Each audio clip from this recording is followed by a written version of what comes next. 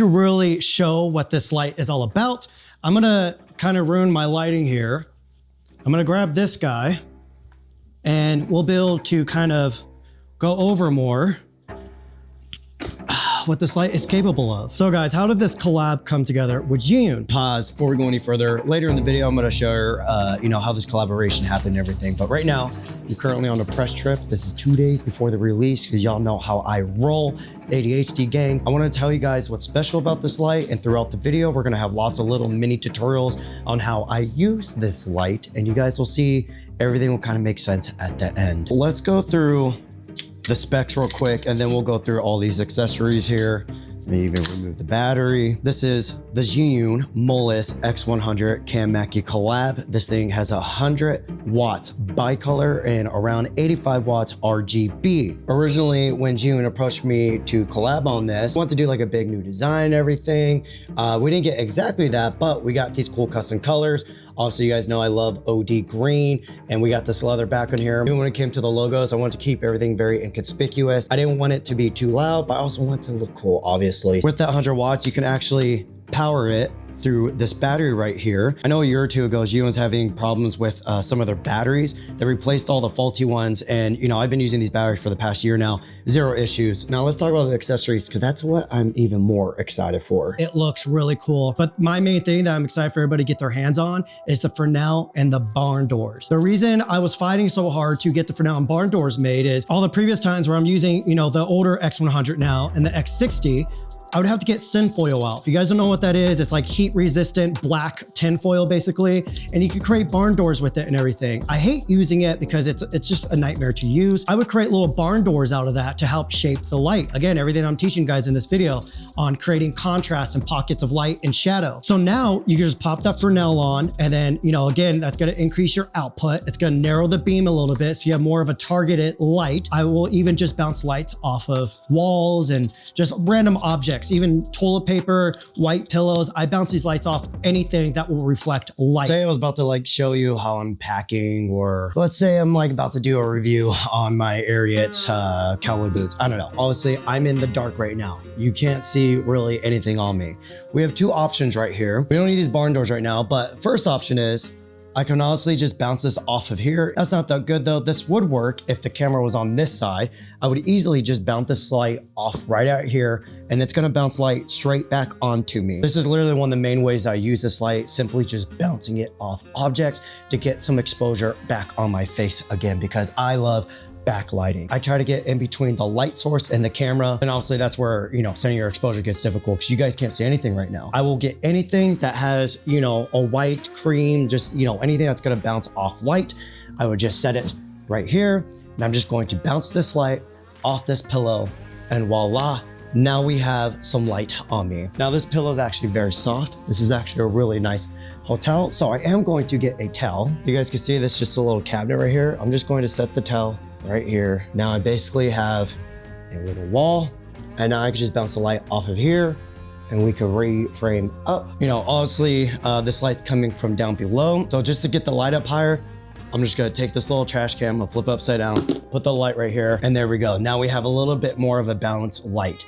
I'm telling you guys, so many of my YouTube videos that you guys watch, I'm literally just doing setups like this. I think sometimes people might think that there's something more crazy going on, but it's literally just, setting your exposure to you're not blowing out your highlights in the background over there.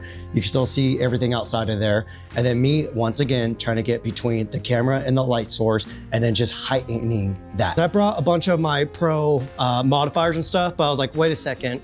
Let me not use those, because I know a lot of people don't have access to those. And you guys don't want to rent all that. So I'm going to show you guys a simple reflector that anybody can gain access to. Again, instead of using the Softbox, we're going to just bounce the X100 right off of this right here.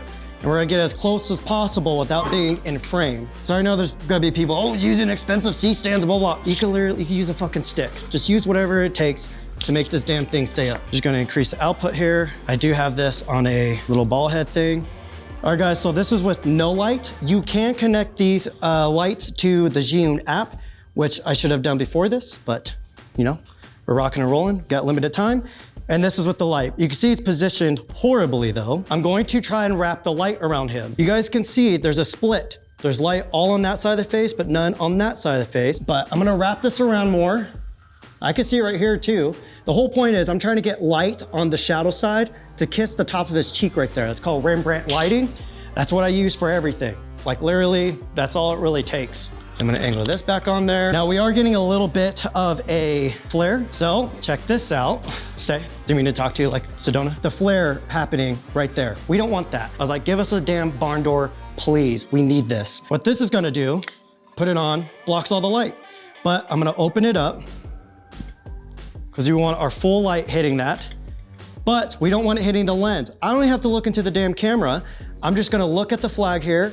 I'm gonna flag it so the light doesn't hit the camera. Again, this is just a light and a cheap scrim.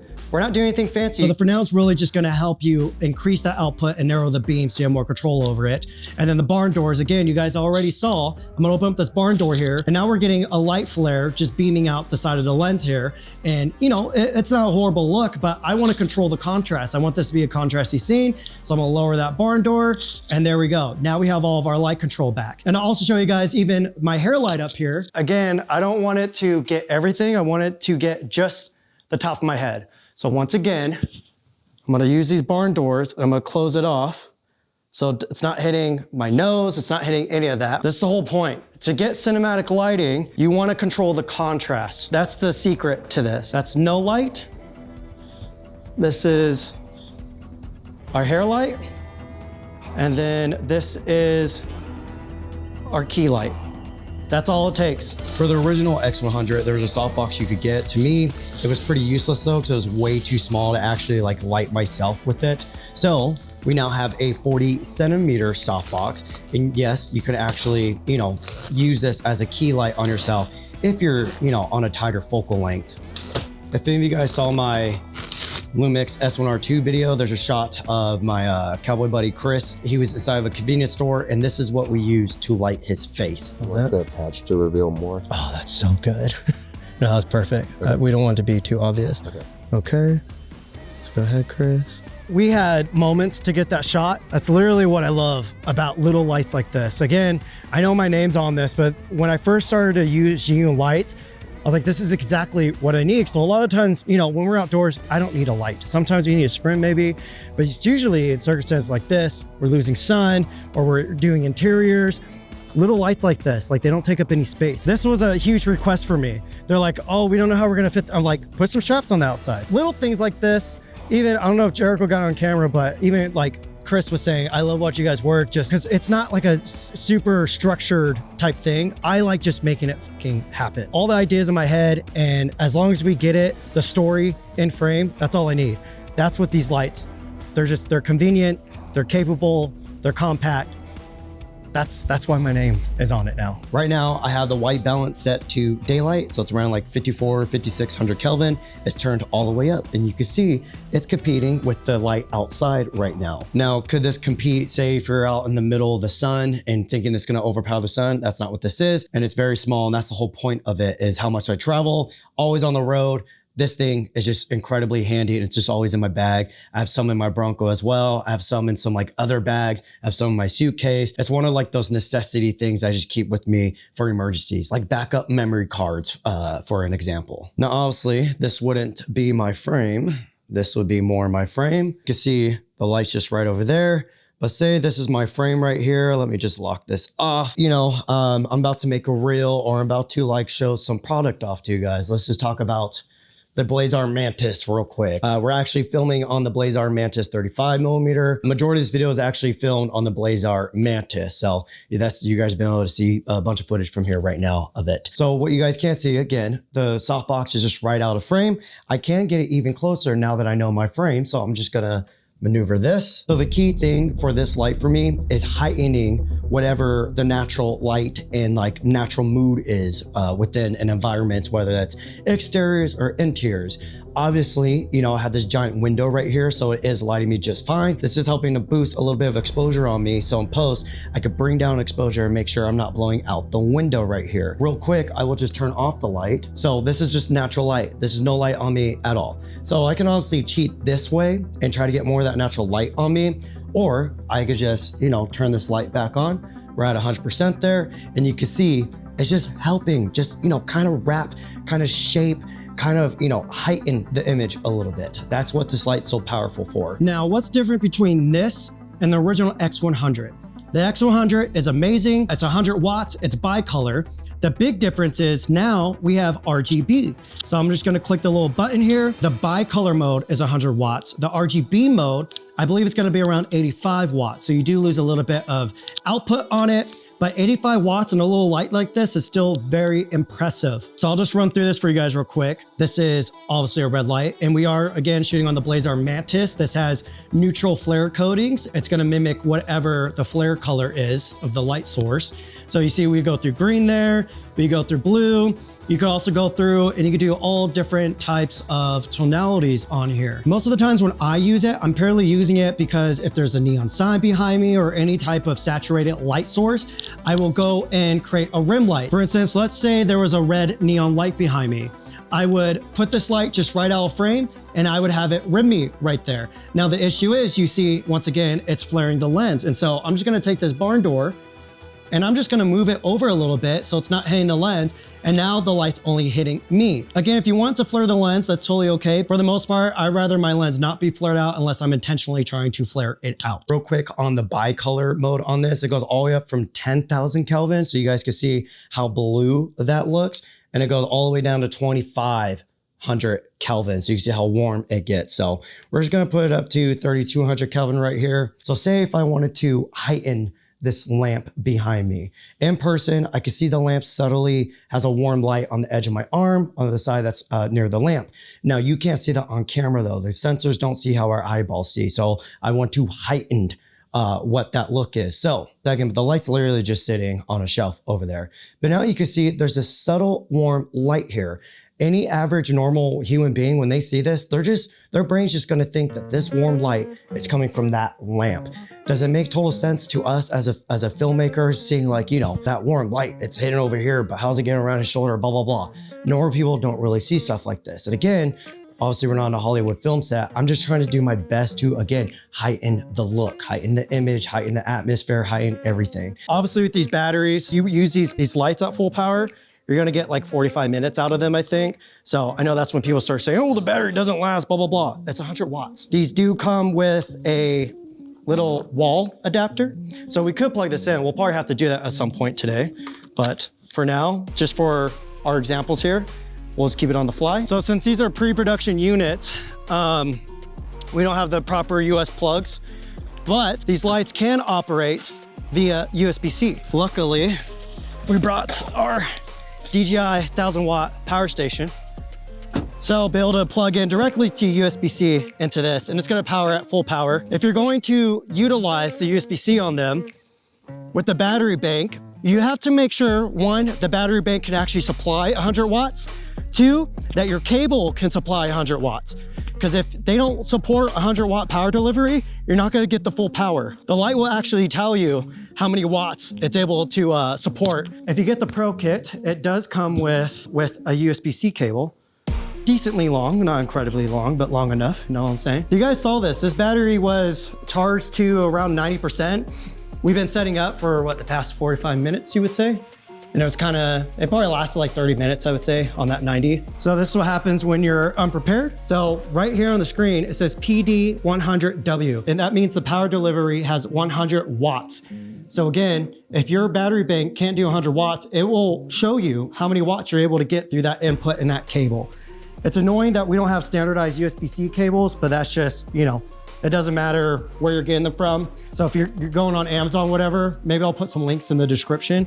I just like using Anchor for everything because they tend to have really good quality and you don't have to second guess them either. So guys, how did this collab come together with Zhiyun? If you go through my channel, I've done a group of videos with them, and the way that these lights inspire me, again, I'm always on the road, friends that call me the Road Runner. That's why my whole logo, you can even see on my hat here, it's a Roadrunner. It's just, I love being on the road. So having small compact lights that don't get in my way, and even if they look cool, I know that's silly to some people, but all the Zhiyun lights always had like this modern, but like retro type aesthetic to it.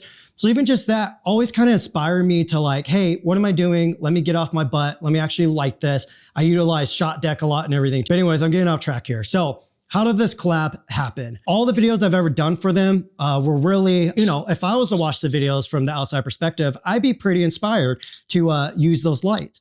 And so I think Zhiyun has always seen how excited and passionate I've been around their lights and the form factors and the way they looked, everything we just went over. And so they approached me. They're like, hey, would you be interested in doing a light collab? I was like, maybe, I don't know. And so I went into a little bit apprehensive because I have trust issues in life. And yeah. So with all of that, I have to check out of this room at 11. I got 15 minutes to pack up and get out of here. I want to keep this authentic and real and actually show you guys how I fully utilize this light when I am traveling. And you guys know I'm always all over the map. I'm always on road trips for jobs and stuff or just stuff for fun. So this is how I pretty much use it. You guys literally just saw all my hacks and you can see there's nothing fancy to it. Okay.